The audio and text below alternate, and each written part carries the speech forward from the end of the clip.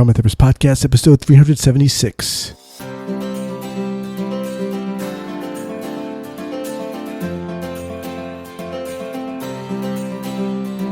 Welcome to the Trauma Therapist Podcast. My name is Guy McPherson. My mission is to raise the awareness of trauma and to help support and inspire new trauma workers through this podcast and my membership community, Trauma Therapist 2.0. Thanks so much for joining me today, and here we go.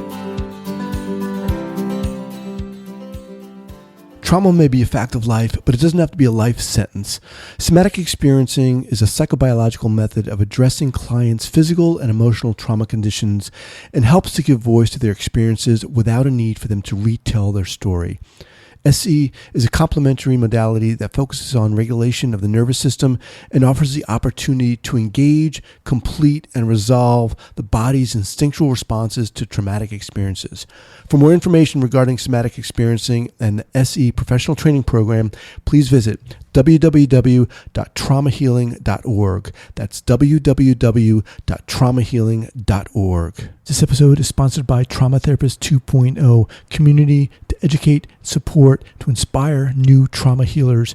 If you're a new trauma worker, new trauma provider and healer, you're starting out on this trauma-informed journey and you're tired of doing this alone, you're looking for support, you're looking to be around a community of other passionate trauma clinicians, I invite you to check out Trauma Therapist 2.0 at traumatherapist2.com. That's traumatherapist2.com. All right, guys, welcome back to the Trauma Therapist Podcast. Very excited to have back as my guest on this podcast, Dr. Edward Tick. Ed, welcome.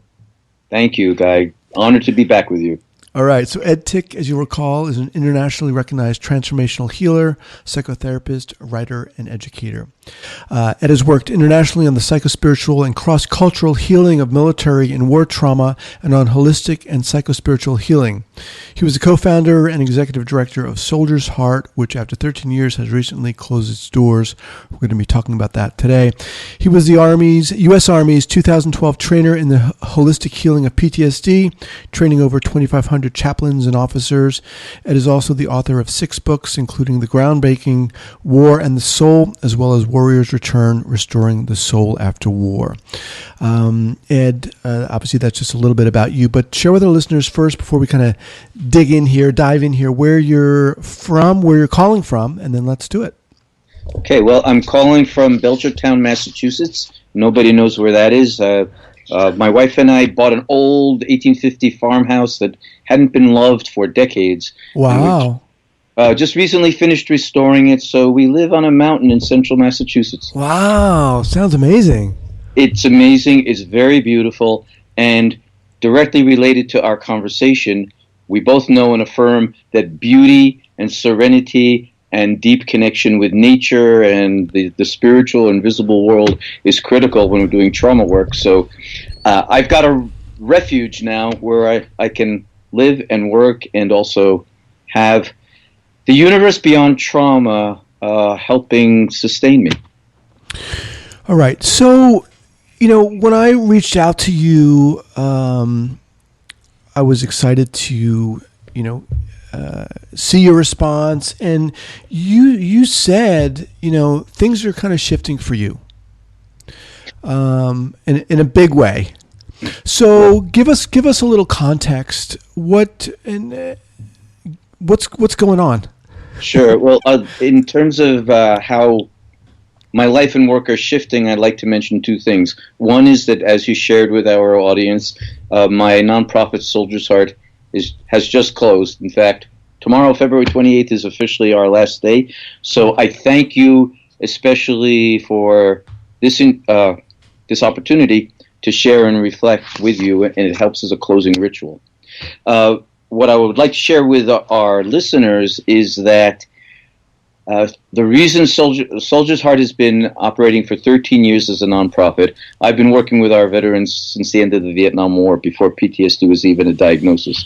So I've been at this work for over 40 years, for about 43 years. And it has been a great honor, and I've grown and changed in ways that I never could have imagined, and I'm very grateful for it. I am part of the brotherhood and sisterhood. I've earned my place. So regarding the closing of our nonprofit, we have We've run over 40 retreats in 13 years. We've done that many or more trainings. I've been leading trips to Vietnam for 18 years. That began before Soldier's Heart, and I intend to continue that and continue this work. But here's the crisis. Our nation and our world are in such crisis now that, our present government is withdrawing support from all kinds of profound social needs. And so in the nonprofit world, applications for help from environmental groups, citizen action groups, women's rights, abortion rights, immigration groups, every challenged group they're no longer getting federal help or government help, and so they're turning to the nonprofits. So applications are way up in the nonprofit world while the available money is down because it's going to the billionaires. And so we've been informed by our most loyal supporters that they're no longer going to support military or veteran causes because there are so many causes and the wars aren't going away and the politicians aren't talking about them or questioning them. And we've gotten lots of notes of gratitude and profound regret that we can't support this work anymore because too many other immediate needs are surfacing and falling apart. So there's a big warning to us all about the need for nonprofit work, the need for community gathering and organizing, and also, tragically, decreasing awareness, sensitivity, involvement in military and veteran healing. That's half of what's going on. So I will continue privately as I was doing before I founded Soldier's Heart.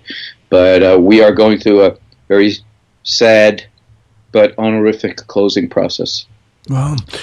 Now, I'm assuming this has kind of been happening for some time, a decrease in the funding you've had, or has it just been a groundswell? And quite seriously, it happened with the new administration. Okay. 2 years ago, as this new administration came in, nonprofits started to go into crisis, and many disappeared. Soldier's Heart has been around for 13 years, which is a good record for a modest-sized nonprofit. Most of them don't survive for about 5 years. Mm-hmm. So, in one sense, the handwriting was on the wall. The wars are going on. The politicians aren't talking about it. On the other hand, you and I and our other trauma therapist colleagues have made significant contributions and transformations in the way we think and talk about trauma, and I want to go in that direction with you as well. So it's been shrinking and of concern, but suddenly in the last year it went from shrinking to fire alarms going off. It's over. Mm-hmm. So for you, I mean, I would imagine, is there anger? Is there obviously there's frustration? What's going on for you personally in this transition? Wow.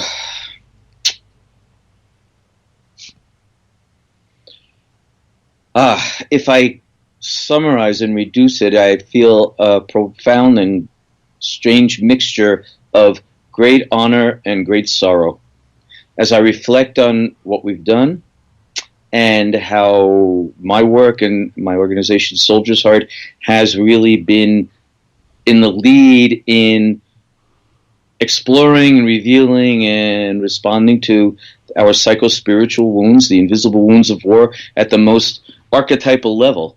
And we've had extraordinary success, and hundreds, maybe thousands of people have been touched by the work and found it to work. Mm-hmm. It really works. The archetypal imagery of the warrior, the world warrior traditions, the way other cultures have successfully responded to massive violent trauma in their warriors and in their civilians, the fact that there are some places in the world where massive violence has gone on or is going on, and yet those cultures are united. They communalize the trauma rather than pathologize and individualize it. And it's possible to pass through severe violence without the epidemic breakdowns we have here. Mm-hmm. But it's very hard to get that message across to funders or to our trauma field. And this is my second direction of concern, and I share it with you and with all of our good colleagues. We all want to address the massive and monstrous suffering that's going on. And we're all looking for effective ways to do it. And I'm profoundly concerned that trauma is being pathologized, and that's a way our culture denies the extent of global trauma that we're really in. I'm not only concerned about our military and veterans, that remains at the top of my concern and my devotion, of course. But what I see is that we are all together, I'm talking about the world, has moved into global trauma.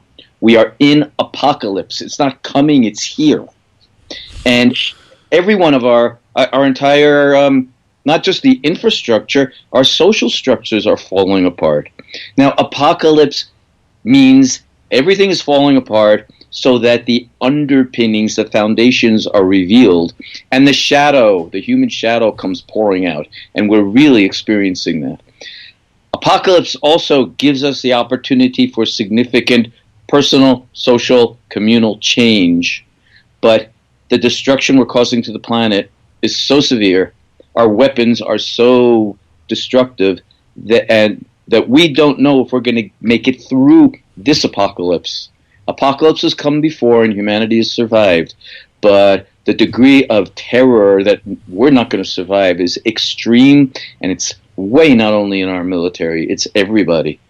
And so I am concerned that we in our nation, we are continuing to use PTSD and now moral injury as diagnoses of mental unhealth rather than what they are, which is categories of human existence and experience that we all have and should not be pathologized, but should be treated in communal settings and with archetypal, with social, with psychological and spiritual awareness and wisdom, rather than everybody that breaks down is an individual mental health crisis and treated that way while the rest of us seem to, well, pass, but we're not passing. We're all disturbed. I mean, that is a huge and I think very powerful message.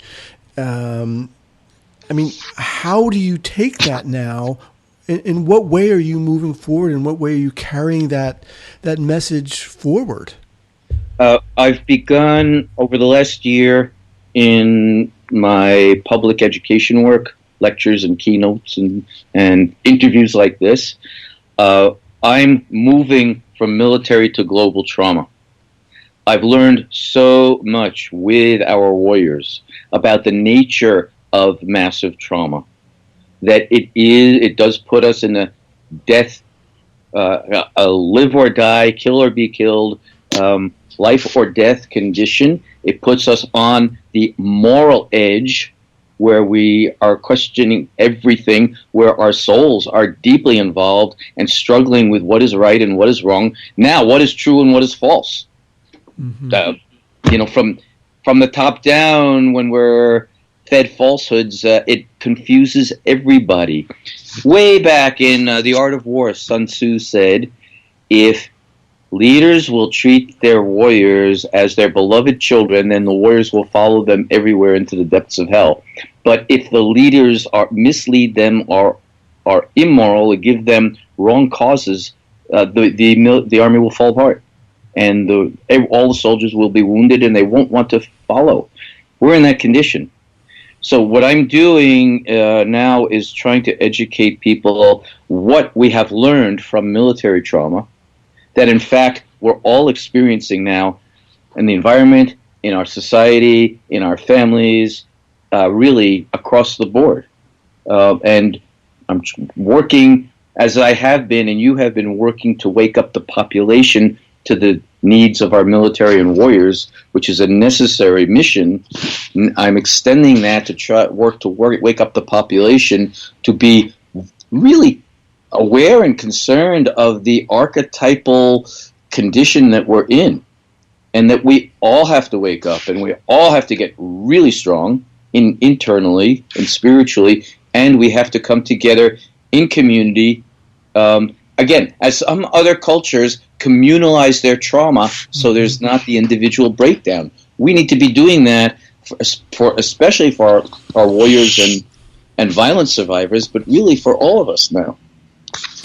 I would through Soldier's Heart, obviously you were working with veterans, you were creating programs and groups and trainings and workshops and working with those individuals.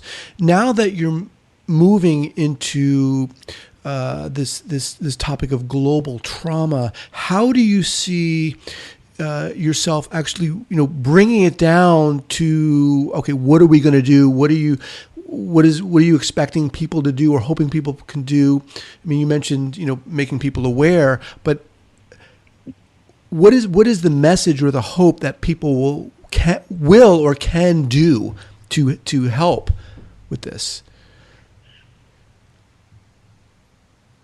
I'm going to refer again to some of the cultures that I've studied and visited where that they deal with trauma very differently. And those cultures can be models for us, not just the impact on and fate of the individual survivor. So as you know, I go to Vietnam every year. I've been there 18 times leading healing and reconciliation journeys. And while that's valuable to talk about regarding war healing, let's apply it to global trauma. Vietnam has been invaded for 2,000 years by powers much larger than theirs. The United States war there was only the last. And yet there's no PTSD, there's no chronic debilitating PTSD in Vietnam. Their psychological establishment does report short-term traumatic breakdowns, which are normal after a car accident or coming out of war. The last time the Vietnamese saw PTSD as we have it here was in the 1970s, after the American war ended, and it only lasted for a short time. They communalize trauma so that they take their national holidays very seriously. Their Memorial Day is not the beginning of summer, a time for a picnic. Their version of Memorial Day, and Israel as well. Right. Also, Israel reports a country that's always at war, unfortunately, that's always threatened and threatening, reports less than 1% PTSD rate. It's for the same reason.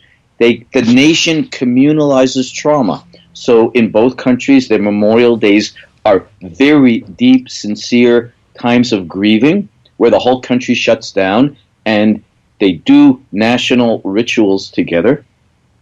They have many other holidays that we don't have.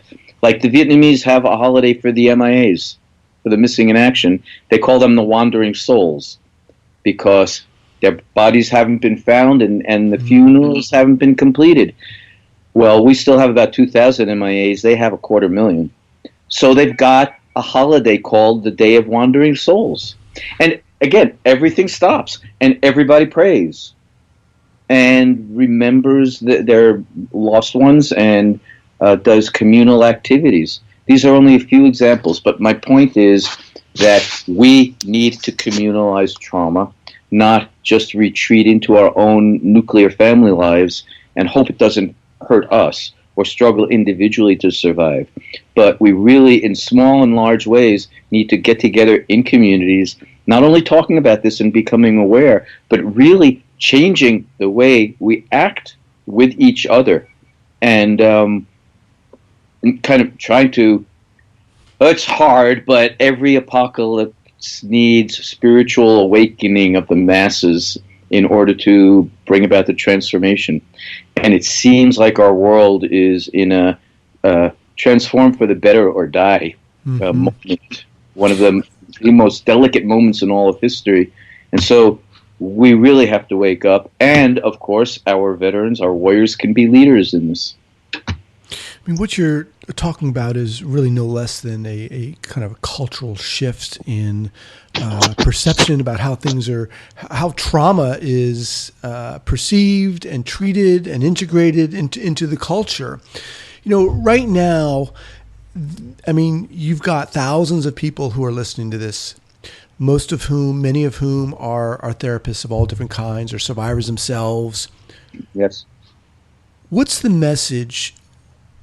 When they get off this, when they get done listening to this, what do you want them to feel, or what do you want them to do, or how would you like them, or invite them to shift, to do something differently, so that they can help create this change?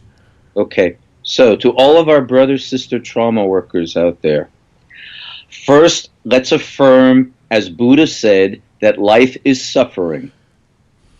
And trauma is the form of suffering we have now that's dominating the world. Secondly, every historical period has its keynote wound or illness or disorder. So we had hysteria in the Victorian times, and we had schizophrenia in the 60s, and that fit, and we had character disorder in the 80s and 90s. Those all fit the conditions of the culture that we're living in. Now we've got trauma, and everybody's talking about it, and we should be. And it's good that so many therapists are responding. Okay, that being said, we need to accept it as a core human condition rather than pathologize it. It's a human condition that we can all suffer to different degrees, and we are affected in body, mind, heart, spirit, community, and meaning, all of the above. When we only bless everybody who's doing such good broken brain work and understanding how trauma has impacted the brain. But please, colleagues out there, don't just settle with broken brain work. You also we have to engage the heart, the body, the soul, our spiritual core, and the community. And so please, all of us, make sure we're working on all of those levels, and especially, it's terrible that we have to beg for it, but I guess it's always been true, the spiritual level. We need to go so deeply inside ourselves that we can find the core that is stronger than trauma, stronger than suffering, and work together to get our spirits to rise above it, and like Israel and like Vietnam, and like our Native American communities, to really, really come together in community, working publicly through ritual, through ceremony, through storytelling circles, through owning the depth of our wound, and that we're all in it together, and become active. I was a keynote speaker at a trauma conference in Canada, so this is international. And at our closing panel, people asked the same question: what can we therapists do? Most of the therapists on the panel, most of the keynote speakers said, well, there's nothing we can do except help the victims, so keep doing good trauma work in your office. And I said, I'm going to disagree with that. That's necessary but not sufficient. Therapists, also, get out of your offices, get into the community, teach the community what we know. Talk in libraries, talk at colleges, talk in high schools, talk in your houses of worship. But we can't stay sequestered in our offices anymore. We have specialized knowledge, wisdom, and techniques for addressing the global crisis that we're in. And we need to get out of the office and bring it there. So I said, this is my message to all of our colleagues, and some will applaud and some will hate me for it. And that's what happened in Canada too. I swear, I got half of a room of a standing ovation, and the other half were moaning and groaning and hiding their faces. And no, I'm not going out there where it's safe to. Sorry, guys, it's safe for us to be therapists and keep it in our office, but the world is not safe anymore, and we need to take what we have. Not criticizing being a therapist at all, but saying it has such profound social, political, spiritual, communal implications. We need to carry it out. I mean, when you think of, the challenge of working with trauma, oftentimes there's therapists themselves, obviously, and individuals, clients themselves have difficulties, challenges working in that kind of micro environment. And you're really asking for an unfolding on a grand scale to happen. What do you think are some of the challenges for this? Oh, goodness. Well, I'm going to quote one of our veterans. Denial is the all-American disease. That's the whole quote, buddy. And that's true. That's what I think challenge is. The biggest challenge. We are a nation in denial. Perhaps we're a world in denial. And because of the denial, and so it's easy to pathologize anybody who's suffering and doesn't fit in and separate them from the rest of us. That protects the rest of us. Right. So we're in denial, and we're also terribly greedy. And we want stuff. And we don't want our comfortable individual lives disturbed. But, you know, when we look at our issues with our veterans, in general, the public doesn't know what to do. A lot of people want to help but don't know how. But very many people don't want to be touched. Don't tell me about the wars. Don't tell me what our veterans or what the other people have gone through in the war zone. Because it's quite horrific, and the public doesn't know how horrible it is. And so I would say the denial is our biggest problem, and fear of seeing and feeling the extraordinary dimensions of pain that are out there is really what's beneath it. And people seem to have, I don't know if it's culturally conditioned or built into us, but generally people have a revulsion against encountering trauma or violence and its aftermath. Which is also why we need our warriors, because you know this, you practice this. Warriors go into danger while the general population flees from danger. Warriors protect us. Warriors go out on the line where it's dangerous while others back away. That's happened in the mass shootings that we've had. It's been veterans in the crowd turning and running into the guns to protect the rest of the innocent. So we need our warriors more than ever, and we all need to overcome our resistance and denial and admit how difficult things are and find ways to be in it together. If someone were to come to you and say, all right, Ed, I've read your thought, I listened to the podcast you did with Guy. How would you like to kind of operationalize this in a sense? How would you like to formalize this campaign, if you will? I mean, if you had, all the resources at your disposal, ideally, what would you like to see, or what would you like to have happen? Well, goodness, wow. All the resources? Sure.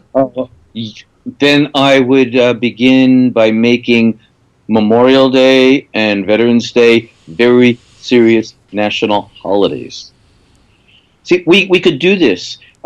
If the malls shut down, and if leadership and people like us made enough public noise, letters to the editor, op-eds, interviews like this, getting on radios, and we closed the malls on Memorial Day and taught people the real meaning of the holiday again, and gathered in our houses of worship, in our civic centers, to share who we're remembering this day, who are we grieving, what are we grieving, and to everybody visit the cemeteries.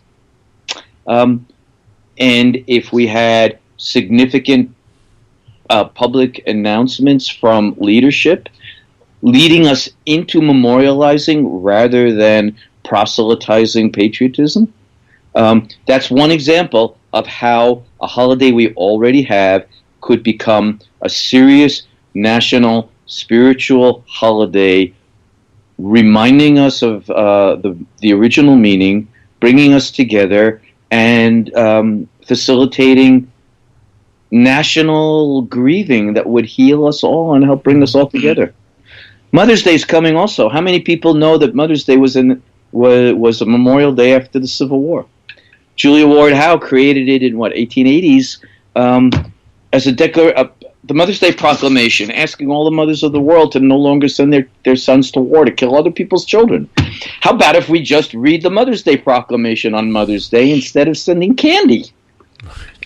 Okay, we can go on and on with this guy. I'm so serious, and we do have the means for doing it. Other cultures do, and we do, of course, have to start at an individual level, one-on-one, and help people understand what they're carrying. I'm working with two people I can think of right now.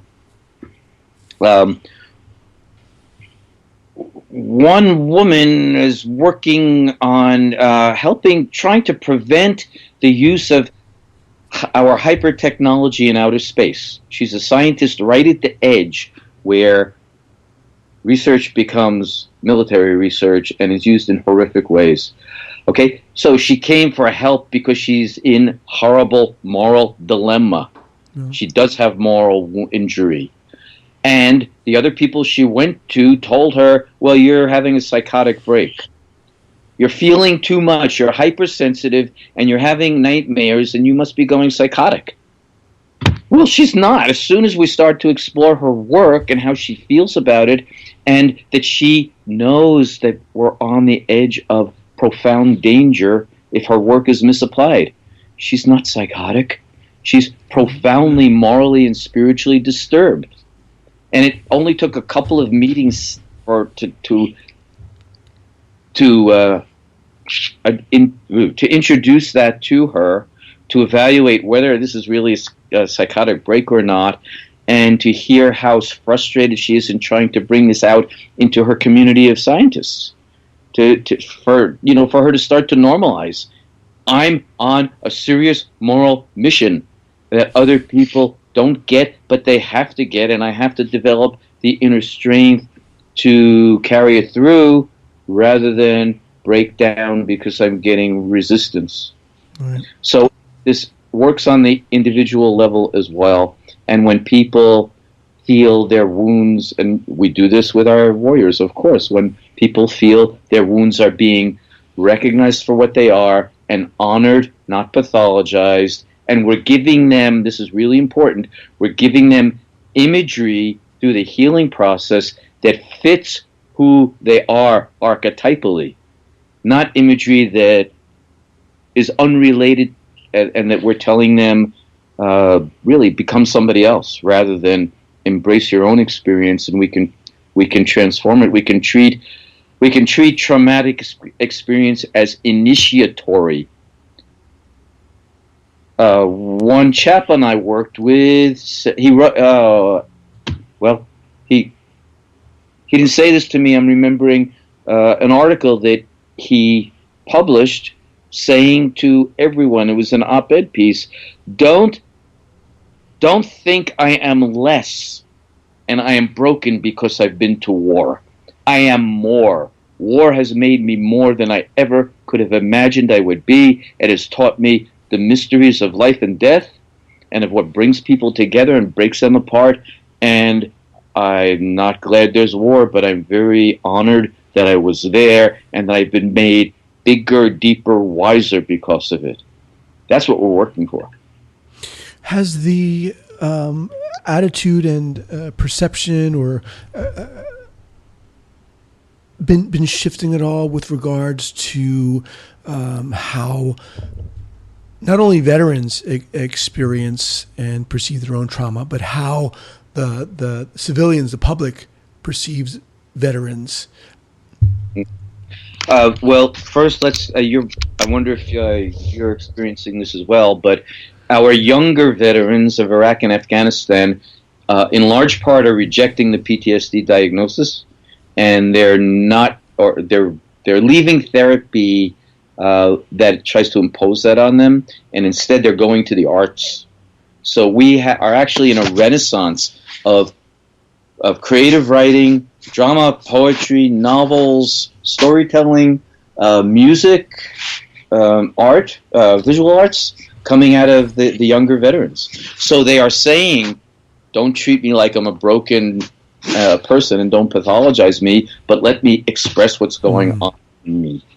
And in communities where they're doing, there is good turnout, and more civilians are saying now, I believe, than in past years from the work of all of our colleagues and our warriors, more civilians are saying, I want to help, but I don't know how, rather than, I can't help and get this away from me and send it to the VA. Right. So it's a teachable moment in history where we can hopefully mobilize civilians to have a very different attitude toward trauma. In addition to that, we both know this too, and our colleagues are out there. There are so many holistic health practices for warriors now. Equine therapy and creative arts therapies and yoga and drama and working directly with reprogramming the brain. We could go on, but our field and people involved in it are seeing trauma more holistically and seem to be getting more involved with healing. And the younger veterans for sure are asking for new, creative, and holistic and heart and soul oriented means for working with their wounds. Feels to me, Ed, like you're truly on the cusp of creating a groundswell, a shift in cultural awareness. Well, thank you. I hope so. I mean, I hope we're there together. It feels like it. You know, doing these interviews week in and week out, and speaking with people who are, many of whom are, thought leaders in the field. You're taking. It feels like you're taking this dragon by the neck and saying, "Wait a minute. This is what we have to look at. This is where we have to. The direction in which we have to go." I mean, we could go on and on. In the interest of time here, let's kind of take a few moments to close out. I just want to remind everyone that I'm speaking with Dr. Edward Tick. What's the best way for people to reach out to you? Well, as we've shared, Soldier's Heart is closed now, so there's only a notice on my webpage on how to get a hold of me. So I have a new email address, which is simply Dr. Ed Tick, DREDTICK, 8 little letters, at Gmail. And my new office phone is 518-727-8090. People can get me that way. And I do have a new website up. It's just my name, edwardtick.com. Okay. So people can find me with any of those. Okay. And then lastly, any go-to book recommendations, whether trauma related or not. Sure. I'm going to reiterate that I recommended Homer and the Bible in our first interview, but let's go into some of the more important new work that's coming out. So, of course, I grab a moment to plug my own 2 books, War and the Soul and Warrior's Return, and I do want to share with everybody that many, many trauma survivors who are non-military are also reading and using those books and understanding their own psychospiritual wounding and transformation better. So the books, though they focus on veteran trauma, are not exclusively. A couple of books in our trauma field I would highly recommend. One are not very well known, but brilliant. The work of Robert Emmett Marr, spelled Meagher. So I couldn't pronounce it until I met him. But Bob Marr. Okay. And he's got several books out. One is called Killing from the Inside Out, where he takes apart the just war theory and shows how it's been misused since it was invented. Any of Bob's books. Hercules Gone Mad. Hercules Gone Mad is another one of his really excellent books on trauma. You can look up the others. Okay. Oh! I'm sorry. Very important, critical anthology that he edited. He and Doug Pryor, who was retired lieutenant colonel. This is just out a few months. It's called War and Moral Injury, and it's a major reader And people like Jonathan Shea and Sebastian Junger and other thought leaders in the field have articles in there. I have a chapter, but it's very comprehensive and looks at the whole question of moral injury and what it is comes from. So very important. The other book I'll mention that's focusing on moral injury is David Wood, who is one of our leading war correspondents. He's out on the front lines with troops all the time. And about a year ago, he came out with a book called What Have We Done? The Moral Injury of Our Most Recent Wars. And that it's not only stories, but which we get plenty of, but he's showing moral injury in the core of the stories rather than mental illness, PTSD. And he's also demonstrating that we don't recognize moral injury until after we're out of the action and have time to think and reflect and realize what it did to us and what we did to others. So that's a very important perspective, that the longer we sit with these old wounds, the more we have the opportunity to look at them and what went wrong with them and try to correct it. Awesome. I'll have those linked up at the show notes page here at the traumatherapistpodcast.com.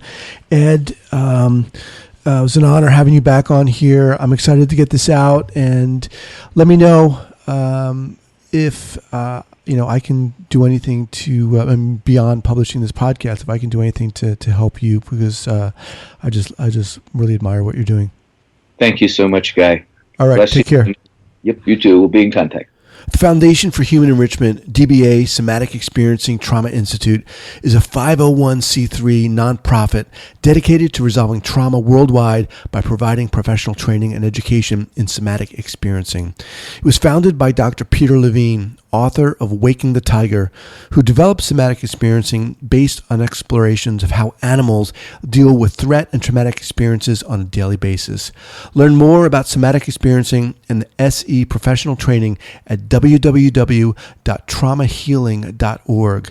That's www.traumahealing.org. All right, guys, this episode is sponsored by Trauma Therapist 2.0, community to educate, support, to inspire new trauma healers. If you're a new trauma worker, new trauma provider and healer, you're starting out on this trauma-informed journey and you're tired of doing this alone and looking for support, looking to be around a community of other passionate trauma clinicians, I invite you to check out Trauma Therapist 2.0 at traumatherapist2.com. That's traumatherapist2.com.